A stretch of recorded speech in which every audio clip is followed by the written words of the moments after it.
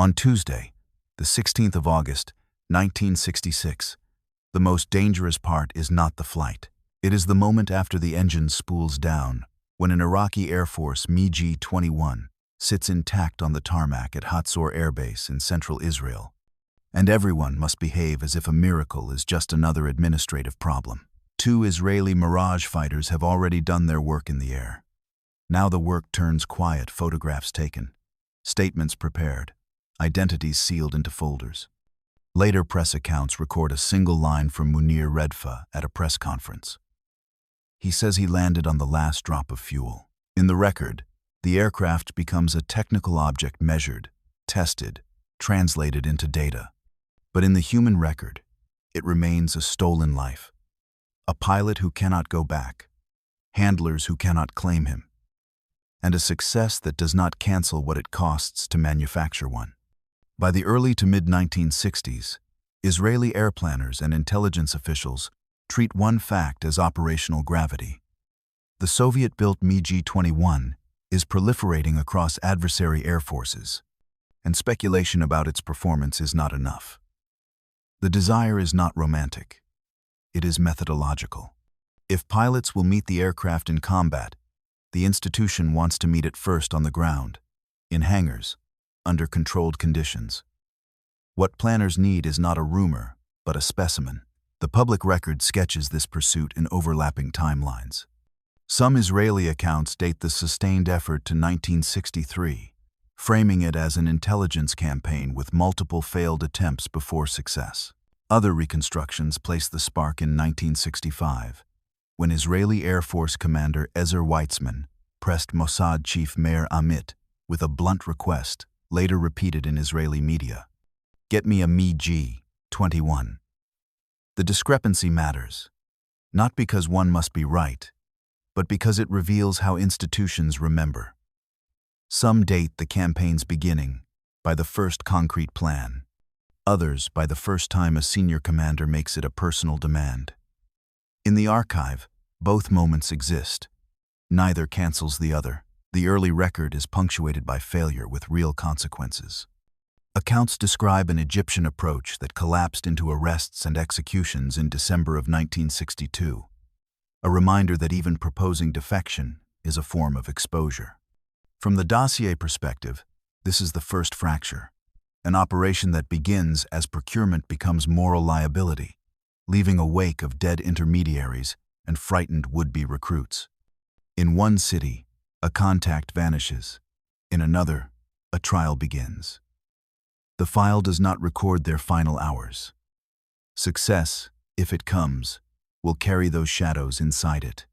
In covert work, need can be a technical word and still create graves. The next lead will not arrive through brilliance, but through an ordinary human connection that no planner could have scheduled. The record narrows to Iraq, not because Iraq is uniquely penetrable, but because Iraq is operating MiG-21s, and a single pilot is a single point of failure in an adversary's system. A state can guard its borders, encrypt its communications, monitor its officers, yet one man's doubt remains beyond institutional reach. A key detail appears across later reconstructions.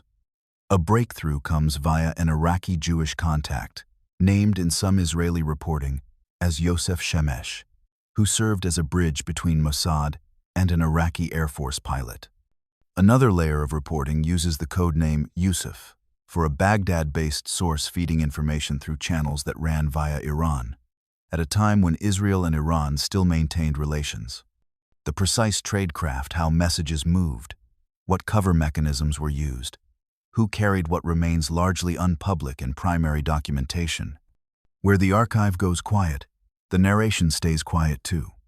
Sources describe that a contact existed and that he connected people, but not the full mechanics. What matters is the shape, a thread running from Baghdad through Tehran, eventually reaching Tel Aviv. What is clear is the enabling logic. The target is not a government. It is a person with pressure points, professional grievance, fear, money, ideology, family safety. The cover must therefore look like routine, travel that resembles leisure, conversations that resemble friendship. The motif begins here not as romance, but as optics. The camera lens that pretends to be casual, the photograph that pretends to be harmless. Later, Israeli reporting notes that photos of the pilot were taken without his knowledge during a secret visit, to be used as leverage if he wavered. The first violence in this kind of operation is often reputational, turning a private life into a controllable object. The contact delivers a name. Now the dossier begins to breathe. The operation's central human figure emerges. Captain Munir Redfa, an Iraqi Air Force MiG-21 pilot who will defect to Israel on the 16th of August, 1966. Reporting describes him as an Iraqi Christian and a Syrian, living inside a military hierarchy that he believed limited his advancement because of identity. Israeli reporting also attributes to Redfa a moral grievance. Later accounts say remorse over missions against Kurdish villages, including alleged use of napalm, shaped his decision. The operational file, if it exists publicly, does not provide a complete transcript, so the record treats this as later reported rather than a verbatim confession. The man remains partially in shadow even as the story names him. Here the legend is not an invented superhero biography. It is a mundane alternate self that allows movement, travel, meetings, plausible absences. Multiple public accounts describe clandestine negotiations in Europe, with the Israeli side offering $1 million, citizenship, and employment, and Redfa insisting that his family be extracted as a condition. The structure of the bargain is consistently reported even when details diverge. Money, safety, and irreversible betrayal. Each term is negotiated in rooms the archive does not photograph. Israeli reporting tied to the Blue Bird documentary adds concrete nodes. Redfa is said to have traveled to Rome, met an Israeli Air Force pilot, and then secretly visited Israel for 3 days, including a flight with Israeli Air Force intelligence chief Colonel Sheikh Barkat. That same account names Rehavia Vardi as the appointed leader of the operation. These are strong narrative anchors because they are named claims tied to a specific reconstruction, yet they still do not reveal the full method. A cover identity is persuasive precisely because it is boring. The pressure comes from what it hides. Once an asset is chosen, the operation becomes a race against the asset's fear and the regime's suspicion. By the mid-1960s, the MiG-21 is not merely advanced, it is symbolic. Soviet engineering inside regional conflicts, turning air power into geopolitics. Israel's urgency reflects both regional threat perception and Western intelligence appetite. Later U.S. exploitation programs would treat the aircraft as a Cold War specimen as much as a Middle East adversary. The jet is metal, fuel, and wire, yet it moves through the world as if it were a document, classified by what it reveals about the men who built it. Redfa is a pilot inside the Iraqi Air Force, trained, trusted enough to fly a frontline Soviet jet, and yet described as socially vulnerable. The record does not give a daily diary, so narration stays with what sources support. Identity-based frustration, professional stagnation, and the psychological burden of internal counterinsurgency missions. He wears the uniform of a state that does not fully trust him. Public reporting converges on one motive cluster: Redfa's resentment at being held back for being Christian, and his unease at missions against Iraqi Kurds. This is not presented as pure moral awakening. It is presented as friction. One more reason the state feels less like his state. Some accounts say he was excited by the West after foreign travel.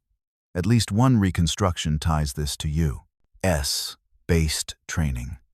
Other reconstructions include darker allegations around recruitment tactics, claims of relationships, intimidation, and even violence against refusers. These assertions vary in secondary reporting and are not uniformly corroborated by transparent primary documentation. In an evidence-first account, they must be treated as contested, acknowledged as allegations, not staged as settled fact. The target is not a jet. It is a man weighing shame, ambition, and the safety of his family. The operation cannot proceed until the family question is answered, because a pilot can defect alone, but rarely chooses to. The operation's most human clause is also its most operationally determinative. Redfa demands extraction of family members. Public sources are clear that family safety was part of the bargain. They are less clear on how many relatives were moved, the precise routes, and the exact intermediaries. The archive preserves the shape of the deal, but not the logistics. Some reporting states that assistance was provided to evacuate Redfa's family to Iran to reduce the risk of retaliation by Iraqi authorities. Israeli reporting tied to the Bluebird documentary asserts that Prime Minister Levi Eshkol was informed only about a month before the defection, after the family had already been taken out. If presented, that detail should be framed as according to that reconstruction, because it is not paired in public view with a cabinet memo. What can be said with certainty is simpler. The family moved before the pilot flew. The camera and the photograph appear here again. The family clause turns surveillance into leverage. The operation is no longer only about acquiring technology. It is about holding a person's life together long enough to complete a betrayal. The documentary can show domestic surfaces without inventing a specific apartment. The narration states what the record cannot. Sources do not specify the safe house addresses or vehicle models used. Somewhere in that silence, a wife and children crossed borders they did not choose. A state can buy a jet with money. It buys a defection with protection. With the family moved, the timetable becomes unforgiving. The flight must happen before suspicion hardens into arrest. This chapter interleaves two worlds: the pilot's widening exposure to the West and Israel's need to lock the operation before it collapses under its own risk. Every day, Redfa remains visible in Iraq is a day the plan might unravel. Secondary reporting describes Iraqi Air Force pilots traveling to the United States for training at Randolph Air Force Base in Texas in early 1965, and frames this as part of the context in which Israeli intelligence learned about potential targets. Israeli reporting similarly describes Redfa as excited about life in the West after such travel. The record does not provide a detailed itinerary for Redfa beyond those broad references. Therefore, the documentary does not invent hotels or meeting places. What can be shown, factually, is the institutional logic. Exposure creates comparison. A person who has seen alternatives becomes easier to recruit, not because he becomes noble, but because he becomes restless. The offer reported as $1 million. Citizenship, employment turns restlessness into a plan. But the plan creates its own trap. Here, the dossier voice names the operation's second fracture. Once leverage exists, photos, knowledge of meetings, persuasion can slide toward coercion.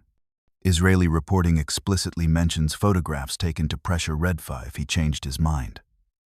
That is the factual basis for moral weight without inventing threats or dialogue. A man who has been photographed in secret meetings is no longer entirely free to refuse. The most durable control is not a gun. It is proof that a life has already been compromised. The only remaining act is the one that cannot be rehearsed: a MiG-21 turning west. On the 16th of August, 1966, the operation condenses into minutes. Publicly available accounts differ on what the flight was labeled inside: Iraq training, navigation, routine. One aviation account describes Redfa breaking off from a routine navigation training mission from Habaniya Air Base, west of Baghdad. What matters for the record is the certainty of the pivot. At some point, he stops flying the expected line and starts flying the irreversible one. The cockpit becomes the smallest room in the world. Later, U.S. Summaries add technical detail. The MiG was fitted with an auxiliary fuel tank. Redfa climbed to 30,000 feet. The distance is summarized as roughly 560 miles, and the aircraft was tracked across regional airspace. These details appear as retrospective technical reporting, not as an Iraqi log released publicly. This chapter emphasizes the operation as a chain of silences. No explosions. The sound is turbine, whine, and radio static. The texture is sweat inside a flight suit. The light is glare on canopy glass. One source notes the auxiliary tank. No source describes the weather. In the report, it is a defection flight.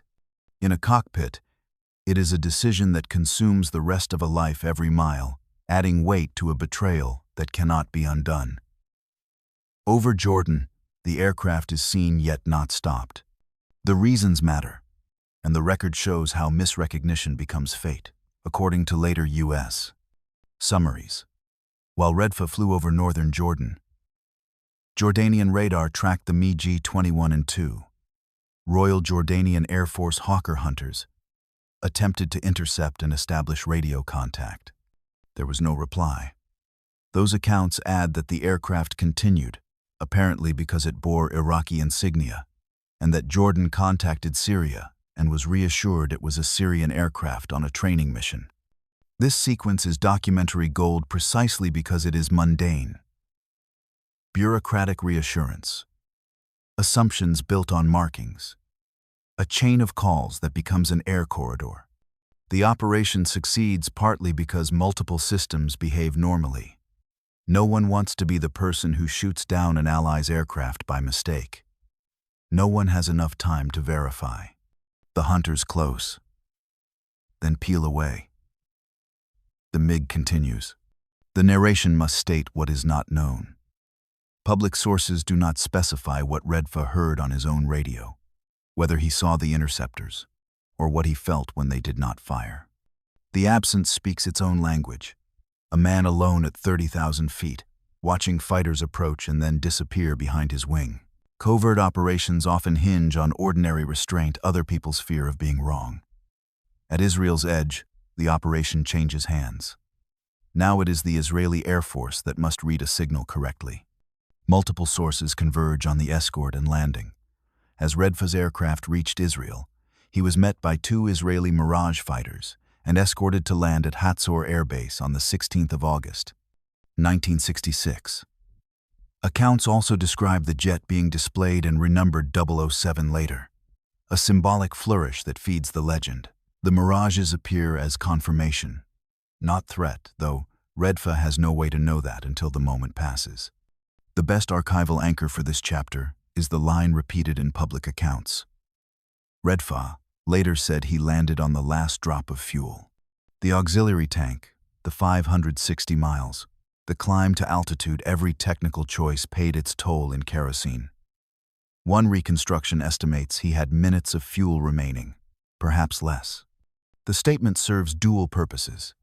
It emphasizes the operation's precision and the pilot's vulnerability. Use it once, cleanly, without inventing radio calls. This is where the recurring motif transforms. Earlier, the camera is leverage photos taken to pressure a pilot. Now the camera becomes institutional memory. Photographs of a Soviet aircraft in Israeli custody, images used for deterrence, diplomacy, and procurement. The lens that once threatened a private man now serves a national narrative. On the tarmac at Hatzor, ground crews approach cautiously. The canopy opens. A man climbs out of one country and into another. The landing is not an ending. It is a handover from one secrecy regime to another. Once the jet is on the ground, the question becomes, how quickly can knowledge be extracted before politics interferes? After the landing, sources agree on the strategic purpose. Israel conducted evaluations of the MiG-21 and used what it learned to refine air combat tactics. The aircraft moves from tarmac to hangar, from hangar to test runway. Some accounts describe extensive Israeli test flying and training used to determine strengths and weaknesses. But public records do not consistently provide a full sortie log. The number of flights remains uncertain, the purpose does not. Named individuals in this phase are unevenly documented, some reporting names senior leadership Weitzman, Amit, and others more than it names test pilots. One account identifies Israeli test pilot Dani Shapira as an evaluator, with Redfa assisting. Because the public record is not comprehensive, the documentary does not overpopulate the hangar with invented crews, mechanics, or instructors. What can be said is structural. The aircraft was measured, flown, and studied by people whose names appear inconsistently in open sources. The moral thread here is restraint. The aircraft is a trophy, but it is also a promise to external partners. Israel will exploit it. The United States will want access. The Soviet bloc will deny weakness. Arab governments will absorb humiliation. Redfa becomes both witness and liability, debriefed, protected, then increasingly peripheral to the legend he created.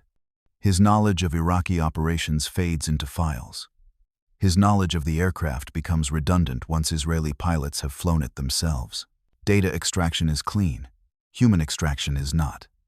One produces charts, the other produces exile. The MiG will not remain only Israeli property because the Cold War has its own appetite.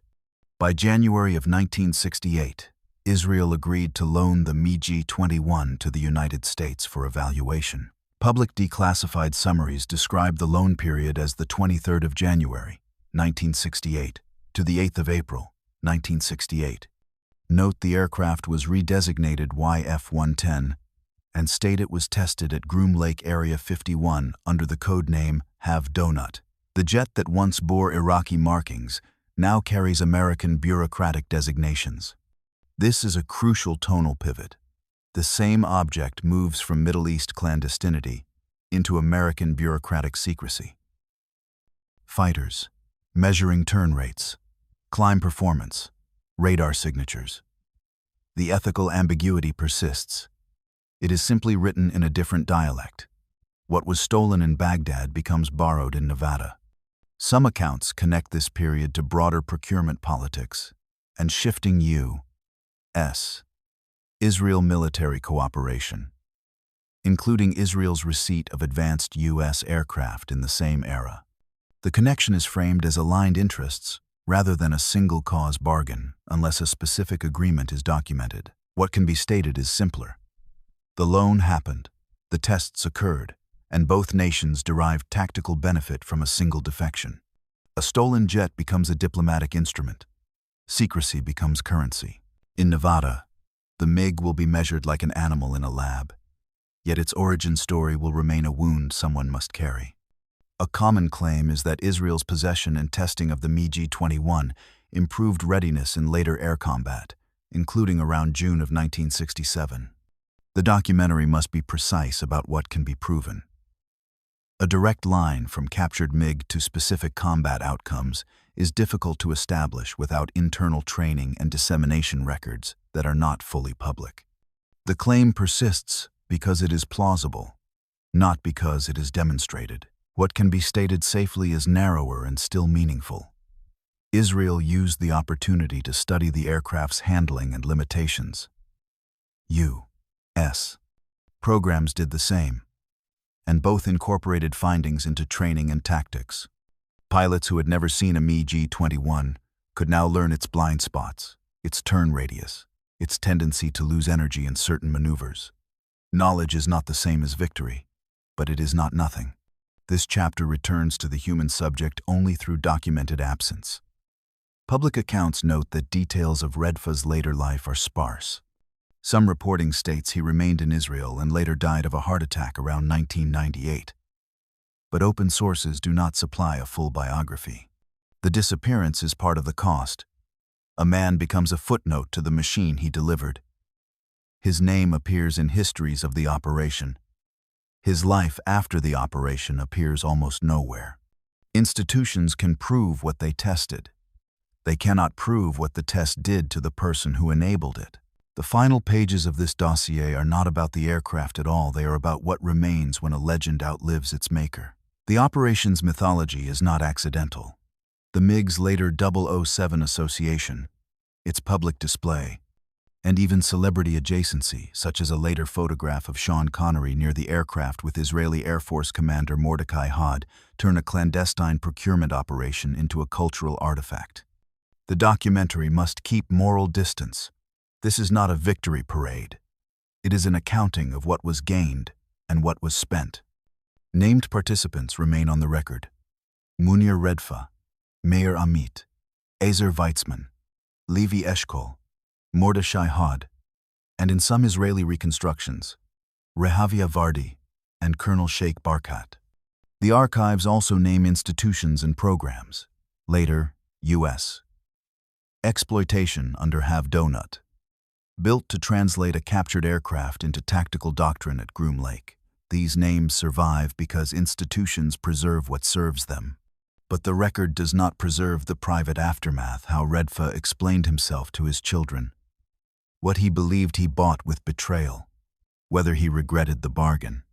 Under an evidence-only rule, the narration cannot pretend to know. The interviews he gave were brief. The details he shared were operational.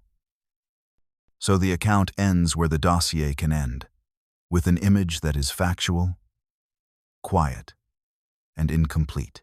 A MiG-21 sits on a tarmac, first in Israel, later in American desert secrecy, while cameras record its angles. Ground crews walk past. Test pilots climb in and out. Analysts compile reports. The lens is clean. The life that opened it stays outside the frame.